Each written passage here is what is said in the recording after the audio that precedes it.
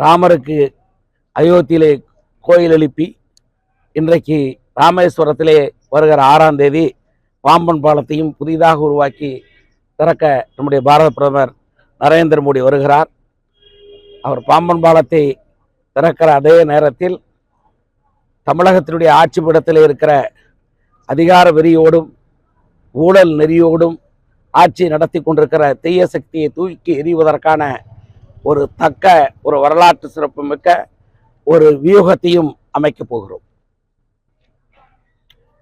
இன்றைக்கு இருக்கக்கூடிய அரசியல் சூழ்நிலையில் தமிழ்நாட்டு இன்றைக்கு ஒட்டுமொத்தமாக ஊழலின் உச்சகட்டத்திலே போய் சேர்ந்திருக்கிறார். படிப்படியாக ஒவ்வொரு செய்தி வருகிற போது அந்த செய்திக்கு மாற்று செய்தியாக ஊடகங்களையும் மற்ற வாத மேடைகளையும் பயன்படுத்தி அவைகளை திசை திருப்புகிற வேலையிலே மட்டும் தொடர்ந்து தமிழக அரசு ஈடுபட்டு கொண்டிருக்கிறார். நீங்கள் டாஸ்மாக் ஊழலை பற்றி சொல்கிற போது உடனடியாக அதற்கு மாற்றாக இன்னொரு விஷயத்தை கொண்டு வந்து வெளியே போடுவது.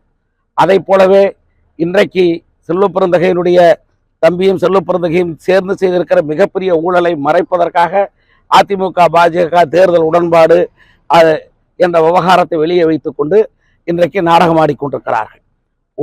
அதே போல அண்ணா பல்கலைக்கழகத்திலே நடைபெற்ற ஒரு அந்த காமச் செயலுக்கு அது திராவிட முன்னேற்ற கழகத்தின் நிர்வாகி அதுக்கு சம்பந்தப்பட்டு அதற்கு ஒரு அமைச்சர் துணை போகி இப்படியெல்லாம் இருக்கிற செய்திகளை மறைப்பதற்காக அன்றைக்கு ஒரு காரியங்களை உடனடியாக செய்தார்கள்.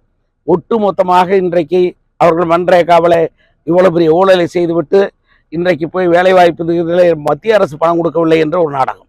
அதே போல பொம்மொழி கொள்கை இந்த நாட்டு மக்களுக்கு எதிர்பார்த்து இன்றைக்கு 36 லட்சம் பேர் கையெழுத்து போட்டிருக்கிறார்கள். அப்படிப்பட்ட ஒரு கொள்கையை எதிர்த்து இவர்கள் போராடுவதாக தனியார் பள்ளிகளில் இருக்கிறது. ஆனால் அதே நேரத்திலே அரசு பள்ளிகளில் இருக்கக்கூடாது என்று சொல்லுகிற நிலை. அது மட்டுமல்ல, கடந்த 4 நாட்களாக ஒரு காரியத்தை அரங்கேற்றி கொண்டிருக்கிறார்கள். தமிழகத்தில் இருக்கக்கூடிய மெட்ரிகுலேஷன் பள்ளிகளில் அத்தனை பள்ளிகளிலும் ஒரு பள்ளிக்கு மீண்டும் அவர்கள் உரிமம் பெறுவதற்காக நம்முடைய மாநில அரசினுடைய தடையில்லா சான்று பெற வேண்டும் என்பதற்காக அந்த தடையில்லா சான்று வழங்குவதற்கு ஒரு பள்ளிக்கு 10 லட்சம் ரூபாய் வசூலித்துக் கொண்டிருக்கிறார்கள்.